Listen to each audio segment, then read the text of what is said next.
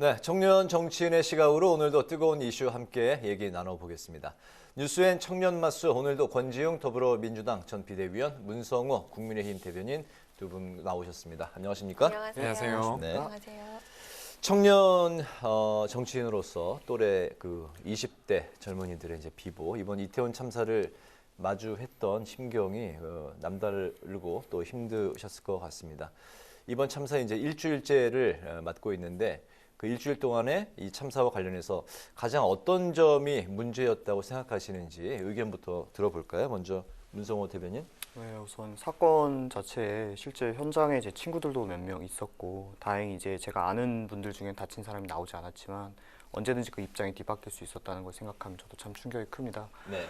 이번 사건의 문제는 사실 어느 한 군데에서 찾기는 좀 어렵고요. 좀 전체적인 어떤 안전 불감증과 또 어떤 이런 제도의 미비 그리고 또 그 순간순간 경찰 지휘 라인에서 있었던 작은 실수들 그리고 또 잘못들 이런 것이 지금 겹쳐져서 결국 큰 참사로 이어진 것이라고 생각합니다. 여러 가지 문제가 있겠지만 제가 가장 큰 문제라고 생각하는 것은 아무래도 이런 주체자가 없는 이런 대규모 인파가 몰리는 것에 대해서 법령이 이제 좀 정확하게 제시되어 있지 않다는 것입니다. 그런데 아무래도 경찰은 공무원이기 때문에 법령에 근거해서 움직일 수밖에 없지 않습니까? 네. 그런데 이제 주최 측이 있을 때는 이런 것에 대한 대응 매뉴얼이 좀 확고하게 되어 있는 편인데 주체자가 없이 이런 시민들의 자유롭게 모이는 이런 인파 같은 경우에는 대응하는 법안에 대해서 아직 좀 미흡한 게 사실입니다. 그렇기 때문에 경찰이 아마 상황에서 좀 적극적으로 대응하기가 어려웠고 또 그 뒤에 이것뿐만 아니라 여러 가지 문제들이 겹쳤던 게 결국 전 가장 참사의 원인이라고 생각합니다. 지난주 이제 우리 방송 끝나고 그 이태원을 찾았다고 네네. 했는데 정확히 이제 하루 그렇습니다. 지나서 그 참사가 발생했기 때문에 더 충격이 컸을 것 같아요. 네, 아무래도 주변 친구들도 뭐 그 현장에 있었고 하다 보니까 아무래도 정말 저한테 가깝게 다가와서 이런 사람이 아무래도 제가 나이가 어리다 보니까 타인의 죽음이라는 걸 볼 일이 많이 있지 않았지 않습니까? 네. 그래서 좀 저도 지금 좀 많이 심적으로 어려움이 있습니다. 그렇지만 실제로 피해를 겪으시고 지금 안타까운 사고를 당하신 유족분들이 더 크실 거라 생각하기 때문에 저 또한 마음을 다잡고 애도를 표하고 있습니다. 네. 정말 뭐 이태원 가서 내가 죽을 수도 있구나. 또 걷다가 다니다가 길을 다니다가 이런 일이 생길 수도 있구나. 뭐 누가 상상이나 했겠습니까? 그러니까 서울 한복판에서 사람 많은 곳은 저희 되게 많은 사람들이 경험을 이미 하고 있지 않습니까? 뭐 퇴근길 지하철을 타도 다음 열차까지 기다리기가 어려우면 사실 거의 밀다시피 해서 타기도 하고 네. 이런 경험들 왜 없겠습니까? 근데 그 일이 서울 한복판에서 150명이 죽음으로 이어졌다는 것 자체가 너무 충격적이었습니다.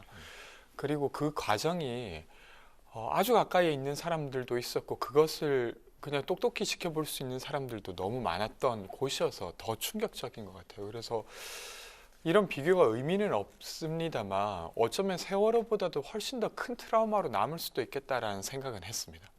물론 이제 어떤 시점 이후로는 방송에서도 모자이크된 영상마저도 굳이 필요하지 않으면 방송하지 않는 등의 노력들을 해왔지만 네. 그 초기에 트위터에서 돌았던 영상이나 이런 것들 본 사람들은 정말 어려움을 토로하시더라고요. 그래서 그 정도로 되게 전혀 예상치 못했던 곳에서 일어난 큰 참사였다고 생각하고요. 문제의 원인은 되게 여러 가지로 드러나고 있는 것 같아요. 그러니까 우선 이제 아주 많은 인원이 모이는 곳이었는데 저는 주최자가 없다 하더라도 충분히 관리될 수 있었고 관리됐어야 된다고 생각합니다. 근데 관리되지 않았던 문제가 하나 있고 두 번째로는 참사 4시간 전부터 아주 구체적인 증언으로 신고가 들어왔지 않습니까? 네. 압사당할 것 같아요. 여기는 해밀턴 호텔 바로 옆입니다. 그리고 일방 통행으로 바꾸면 좀 나아질 것 같다는 이런 전화가 11번이나 왔었습니다. 근데 경찰은 아무런 조치도 하지 않았죠. 그러니까 이런 것들이 사실은 참사의 직접적인 원인이라고 생각하고 조금 더 크게 보면 선제 행정을 하지 않았던 정부에게 책임을 저는 물을 수밖에 없다고 생각합니다. 그 책임의 크기 이런 것들은 조금 더 이야기를 나눠야겠지만 어쨌든 누가 서울 한복판에 도심에 놀러 갔다가 죽을 거라고 예상하겠습니까? 그래서 이건 아주 마음 아픈 그런 상처를 남긴 사건이라 생각합니다. 네. 네, 저 또한 이 권한을 가진 정부가 책임을 져야 되는 건 당연하다라고 생각을 합니다. 다만 이번에 어떤 경찰 병력 배치나 이런 것을 봤을 때 물론 미흡했지만 작년보다는 조금 더 증원되고 조금 더 준비됐던 부분이 있었거든요. 물론 그것만으로는 참사를 막지 못했기 때문에 하지만 우리가 어떤 사건이 미리 일어난다는 걸 알 수 없었기 때문에 이런 부분에 대해서는 조금 논해볼 부분이 있다라고 생각을 합니다. 다만 얘기하셨던 실제로 이제 신고가 들어간 이후라면 저도 권중 비대위원장님, 아니 비대위원님과 또 의견이 같은데요. 그 이전까지는 어떤 법리가 어떤 개괄적인 법령밖에 없습니다. 주체자가 없는 경우에는. 네. 그러니까 어떤 딱딱 이렇게 해라가 아니라 뭐 이렇게 판단된다면 뭐 통제할 수 있다. 뭐 이렇게 된다면 뭐 개입할 수 있다. 이런 식으로 되어 있기 때문에 사실 현장에서 어떻게 하긴 어렵거든요. 하지만 이런 신고가 들어오고 현장에 확인이 되었다면 지도부에서 이거에 대한 명확한 명령을 내려줘야 됐다고 저는 생각을 합니다. 이 부분에 있는 미흡한 부분에 대해서는 정말 책임을 통감해야 된다고 생각합니다. 저는 그 부분 좀 어쩌면 위험한 발언일 수도 있는데요. 그러니까 정부가 처음에 참사 이튿날째 그런 주장을 했어요. 주체자가 없는 행사여서 어쩔 수 없었다. 그리고 그런 기조로 용산구청장이 우리는 할 수 있는 거 다 했다 이렇게 말했습니다. 그러다가 화요일 날 저녁쯤에 경찰청에서 공개한 어떤 녹취록이 공개되면서 완전히 분위기가 달라졌지 그 전까지만 해도 그렇게 주장했어요. 근데 실제로 그러했는가? 라고 했을 때 저는 지금 현 정부가 우리가 한 과거의 일이 위법했는가 적법했는가로 계속 사안을 바라보는 것 같아요. 적법했는데 국민들이 죽었어요. 그럼 아무런 책임이 없는 겁니까? 아니, 맞습니다. 그래서 그쵸? 저도 미흡했다는 그러니까요. 말씀드리는 그러면 거고. 참사가 발생한 이튿날째 이건 어떤 적법했던 것 같다라는 어떤 항변은 그러나 적법했는데도 국민의 희생이 발생을 했다면 결국 법안이 미비했다는 이야기입니다. 법안이 미비했던 것은 결국 입법부에서 제대로 된 법안을 완비시켜놓지 못했다는 이야기거든요. 물론 이것은 정부의 책임이 맞습니다. 당연히 권한을 가지고 있는 정부가 책임을 지는 것이 맞죠.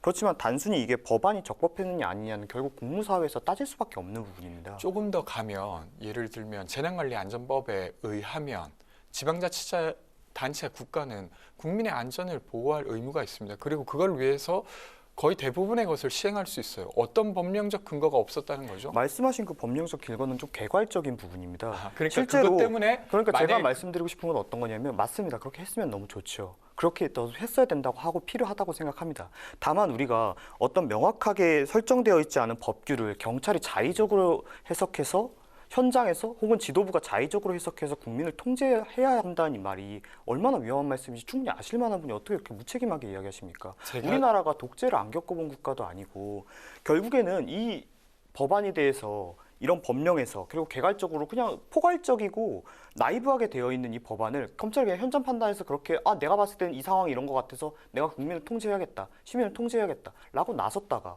과연 그 사람이 어떤 실수를 했을 때 과연 우리 정부가 이 사람을 보호해 줄 수 있는 어떤 근거가 있습니까? 지금 그 말 책임질 자신 있습니까? 네, 그 지금 우리가 방금 이제- 말씀하신 예. 것 진짜 유가족한테 할 수 있는 말입니까? 아니 이것이 유가족의 문제가 아니요. 아니라 예를 말씀하신 들면 것이 당시에 용산구청장이나 아니면 용산경찰서장이 지금의 법령이 그러하지 못해서 지시하기 어려웠다고 아닙니다. 주장하는 저는 것 그것만 같은 가지고 주장을 이야기를 하지 하시는 거예요. 않았습니다. 전 분명히 이것도 있고 여러 가지 미흡한 것이 있었고 더 준비했었지만 그래서 안 된다고 처음부터 말씀을 드렸습니다. 다만 말씀하신 부분에서 결국 이 미흡한 법령을 가지고 경찰이 시민을 통제한다는 것이 어떤 위험성을 가지는지에 대해서 말씀을 드린 것뿐입니다. 네네. 그 처음 뭐 논의부터 네. 굉장히 이제 지금 뭐 뜨거워졌는데 우리가 또 관련해서 또 그 논의를 이어갈 부분이 또 있죠. 네, 네, 그렇습니다. 여야 상황을 짚어볼까 하는데요. 민주당이 다음 주 중으로 이태원 참사 진상규명을 위한 국정조사 요구서를 제출할 뜻을 밝혔습니다.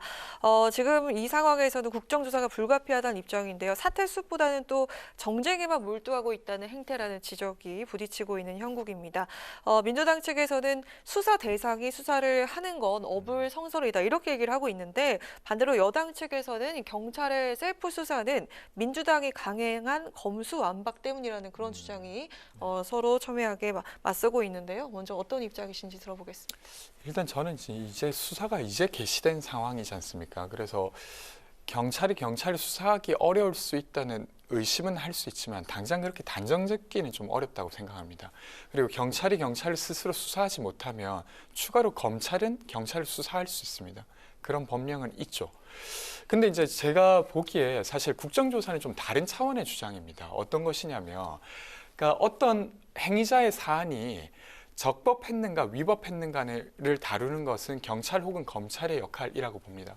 근데 그 국가작용이 사실은 적절했는가, 정치적으로 적절했는가 혹은 아니면 행정적으로 적절했는가는 사법기관이 다룰 수 있는 영역은 아니에요.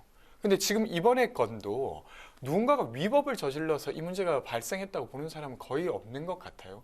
되레 행정이 행정의 일을 못했다, 정치가 정치의 일을 못했다는 것 때문에 이 사안이 발생했다는 거 우리는 지금 보고 있지 않습니까? 그러면 이것은 사법기관을 넘어서 국정조사 차원에서 저는 다뤄야 된다고 생각합니다. 그래서 법적, 정치적, 행정적인 진실을 가지고 우리가 어떤 것이 잘못했고 어떤 것들을 개선시키자라고 하는 게 적절하지 않은가 싶습니다. 네. 말씀하신 대로 이제 수사가 초기 단계이기 때문에 뭐 벌써부터 어떤 경찰을 신뢰할 수 없다라고 이야기할 수는 없지만 또 사실 자신의 기관이 스스로를 감찰한다는 건 사실 어려운 부분이 많이 있습니다. 실제로 어떤 내부자를 감싸게 될 수도 있고 어떤 정보 같은 게 새어 나갈 수도 있고요. 그렇기 때문에 어떤 외부 기관에 의해서 이런 상호 간의 견제가 돼야 된다는 건 저도 동의를 하는데 기존까지 어떤 그런 견제를 할 수 있었던 것이 결국 검찰인데 이런 검찰의 역할이 검수완박으로 인해 축소되면서 이 부분에 조금 어려움이 있다는 이야기가 나오는 것 같습니다. 근데 이거는 아무래도 검수완박이 워낙 좀 정쟁화되었던 법안이기 때문에 여기에 대해서 좀 디테일하게 이야기하는 것은 지금 추모 기간에 맞지 않다고 보고요. 그렇지만 이 검수완박 법안에 찬성하고 반대하고는 떠나서 법안 자체가 좀 허술한 점이 있습니다. 실제로 아마 민주당 분들도 그래서 그 뒤에 어떤 한동훈 검사장 이제 법무부 장관이 어떤 조례를 통해서 이렇게 했던 이런 부분들 같은 결국 그 법안에 허술한 지점이 있었기 때문에 그게 가능했던 거거든요. 그러니까 이런 부분에 대해서는 어떤 찬반을 떠나서 그 개정이 필요하다는 점에 대해서는 좀 민주당 쪽에서도 알아주셨으면 좋겠습니다. 네. 이런 가운데 한동훈 법무부 장관이 이제 특검을 발동할지 여부에 이제 관심이 쏠리고 있는 상황인데 민주당은 특검을 하더라도 한동훈 장관을 믿을 수가 없다 때문에 한동훈 특검이 아니라 국회 특검을 해야 한다는 이제 그 입장입니다. 한 장관이 특검을 도입을 하면 현 정부에도 부담이 될 그 공산도 있을 걸로 전망도 되고 있습니다. 특검의 도입 두 분은 어떻게 전망을 하십니까? 먼저. 예, 이건 이제 여러 가지 수사 방법 중에 뭐 국정감사도 지금 한 가지의 방법론이고요.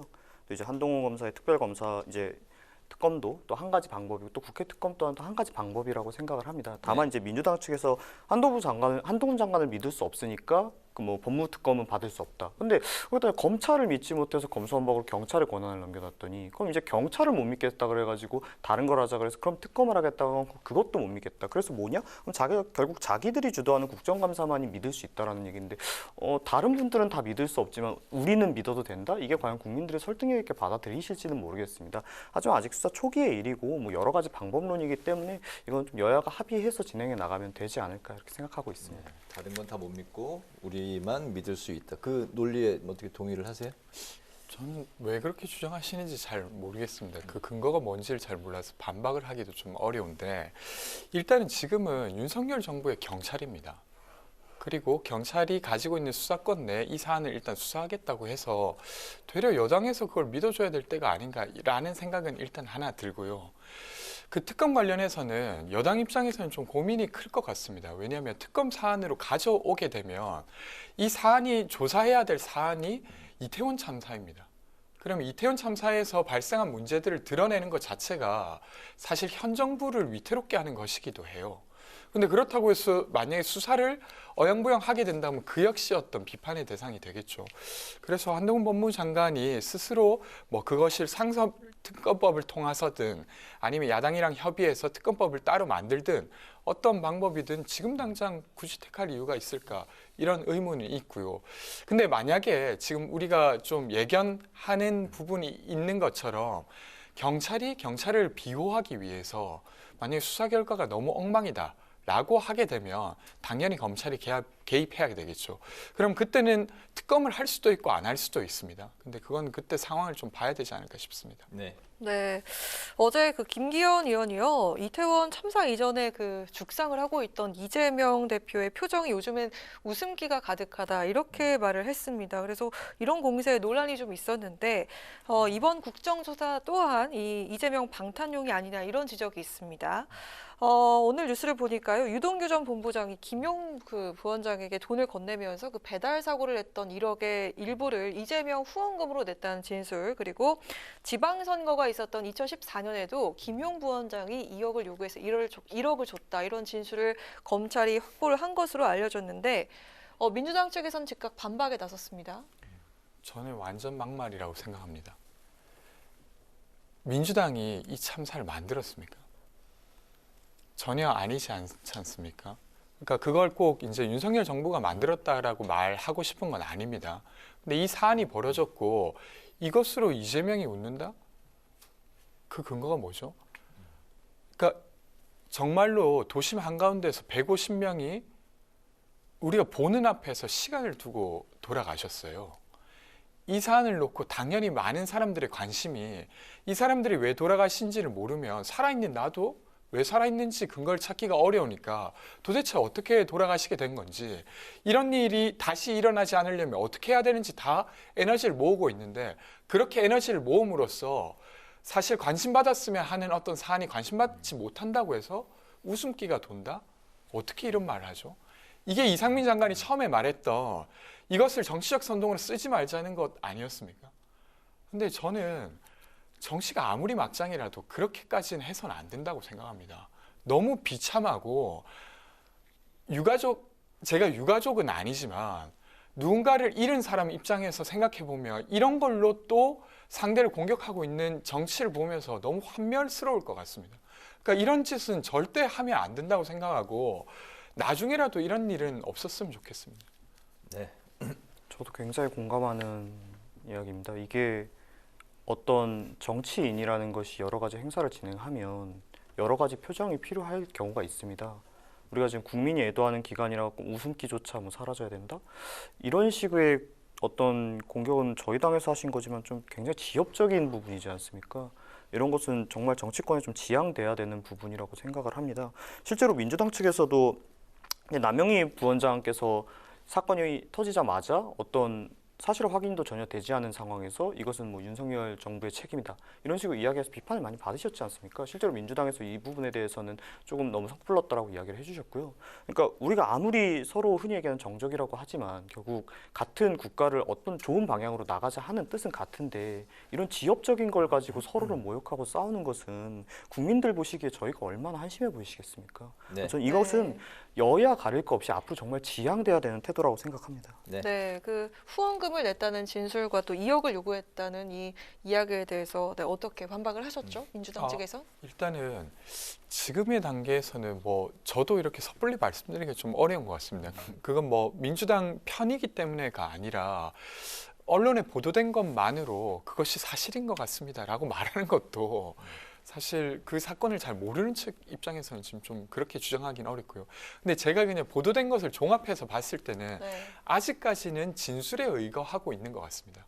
그러니까 남욱 변호사라든지 아니면 유동규 본부장의 진술에 의한 것이지, 물건이 나왔다고 하지만 지금 제가 알고 있는 물건은 두 가지인데, 하나는 남욱 측과 가까운 사람의 어떤 전달책 역할을 했던 분의 메모인데 네. 이것은 김용 부원장까지 전달을 했던 내용은 없다고 일단 알려져 있고, 또 하나 더는 김용 부원장과 유동규 본부장이 한 자리에 있었다는 어떤 통신조회 관련한 것입니다. 근데 같은 자리에 있었다고 해서 그것이 꼭 돈이 전달됐다라고 주장하기는 좀 비약이 있습니다. 그래서 그것만으로 지금 돈을 받았다는 어떤 물증이 있다, 이렇게 주장하기는 아직은 무리스럽지 않나 싶습니다. 네. 네. 저도 수사가 진행되고 있는 부분이라고 생각을 하고요. 또 지금 이제 뭐 관련 CCTV나 뭐 메모 이렇게 동선 몇 가지 이제 증거로서 활용될 수 있는 것들이 파악이 되긴 했습니다만, 뭐 이런 것이 어떠한 결국 그 역할을 했는지는 차후에 수사가 좀 더 진행되어야 알 수 있는 부분이고요. 다만 저도 말씀하신 대로 어떤 진술만 가지고 유무죄를 판단하는 건 굉장히 위험한 일입니다. 다만 이 경우에는 관련 이제 자들이 모두 어떤 증언이 김용 부원장만 빼고는 일치하고 있는 상황이고, 또 어떤 이게 단순한 내용이 아니라 꽤 상세하고 또 긴 타임라인을 가진 게 일치하고 있기 때문에 뭐 수사를 이어나갈 혐의점은 충분하다고 생각합니다. 이 부분에 대해서 뭐 추가 수사에서 밝혀질 것이라고. 관련해서 이제 그 오늘 마지막 논의할 부분을 이제 말씀을 드리겠습니다. 김용 부원장에 대해서 검찰도 이제 그 진술뿐만이 아니라 물증을 상당히 확보한 상태인 것으로 검찰 측에서는 이야기를 하고 있습니다. 대장동 사건이 이제 밝혀지는 건 그렇기 때문에 시간 문제다 이런 이제 이야기도 나오고 있는데 대장동과 관련된 수사 앞으로 이제 어떻게 펼쳐질지 정말 조만간 어떤 획기적인 결과가 나올 것으로 보시는지 앞으로 어떤 방향으로 이게 흘러갈 것인지 대장동 관련해서 마지막 두 분의 이야기 들어보겠습니다. 예, 방금 말씀드린 바와 같이 뭐 관련 진술들이 꽤 상세하게 일치하는 부분들이 있고 또 뭐 동선이나 CCTV 메모 등 몇 가지 이제 증거도 확보가 된 상태입니다. 검찰이 아마 이제 총력적으로 수사를 해서 이런 잘못된 부분을 좀 밝혀낼 것이라고 생각합니다. 일단은 뭐 지금 정치권에서 관심을 가지는 건 이재명 대표와 가까운 사람들과 연관된 부분인데 대장동 사건이라고 하는 건 이재명 대표와만 연결된 건 아닙니다. 그 전에 이제 곽상도 전 의원이라든지 아니면 박영수 전 특검이라든지 네. 이런 분들과도 연결돼 있고 그리고 그 대장동 일당이 그 개발 사업을 하기 위해서 필요로 했던 돈을 마련한 방법이 있었습니다. 부산저축은행과 관련해서 연결된 것이 있었죠. 그래서 이것까지 총체적으로 드러나야 대장동 사건이 어떤 것이었구나 알게 되고 이렇게 될 것 같고요. 당연히 정치적으로는 이재명 대표와 가까운 측근이 돈을 받았다고 하면 그건 아주 정치적 파장이 클 거라고 생각합니다. 네, 오늘 청년마수 이제 마칠 시간이 됐습니다. 오늘은 이태원 참사 그리고 대장동 관련한 여야 공방을 중심으로 살펴봤습니다. 지금까지 권지웅 더불어민주당 전 비대위원, 문성호 국민의힘 대변인 두 분과 함께했습니다. 오늘 말씀 잘 들었습니다. 고맙습니다. 고맙습니다. 감사합니다.